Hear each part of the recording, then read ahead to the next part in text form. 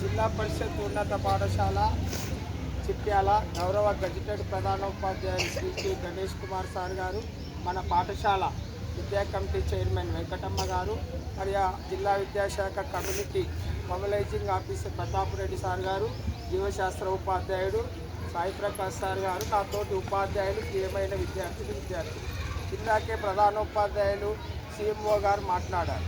మనకు ప్రభుత్వ విద్యాశాఖ, మన రాష్ట్ర ప్రభుత్వం ఇచ్చిన ఆదేశాల ప్రకారం 16 నుంచి 30 వరకు జల్ పక్వాడా అనే ఉంది. ప్రతిజ్ఞ కూడా చేయాలి. ఈరోజు చివరి రోజు కనుక ప్రతిజ్ఞ కూడా మీకు సాయిసార్ చేయిస్తాడు. ముందుగా జలమే జీవనం, జలమే ప్రాణం అన్నారు. సృష్టిలో 84 లక్షల జీవరాశులు ఉన్నాయి. అన్ని జీవరాశులకు నీరు లేని ప్రాణం లేదు. గాలి నీరు అనేటివి చాలా ముఖ్యమైనవి. తర్వాతనే ఆహారం, గాలి నీరు తర్వాత. కనుక ఈ నీటిని మనం సంరక్షించుకుంటూ భవిష్యత్ తరాలకు అందించాలంటే నీటిని పొదుపు చేయాలి. ఇంతకుముందు ప్రధానోపాధ్యాయులు చెప్పినట్లు 3% సముద్రాలు ఉన్నాయి, 1% భూభాగం ఉంది.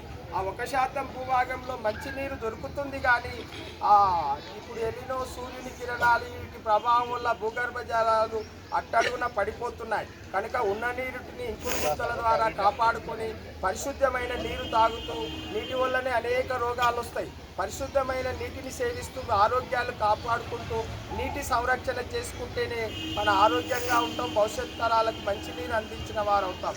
కనుక ఈ నీటి దినోత్సవము 16 నుంచి 30 వరకు పక్వాడా అని మీకు విద్యార్థుల్లో మిమ్మల్ని అంటే చైతన్యం చేయడానికి, నీటి విలువ తెలుసుకోవడానికి ఇది మనకు ప్రభుత్వం ఆదేశించింది. కనుక మీరందరూ నీటి సంరక్షణ చేస్తూ మీ ఇంట్లో అందరికీ నీరు, ఆ ట్యాప్లు వృధాగా తిప్పకూడదు, వృధాగా నీటిని చేయకూడదు. ఇంట్లో కూడా మనకు ట్యాంక్స్ పెట్టుకొని ప్రతి ఇంట్లో వర్షం నీటిని కూడా కాపాడుకుంటూ మీరు నీటిని పొదుపు చేయాలని తెలియజేస్తూ ముగిస్తున్నాను.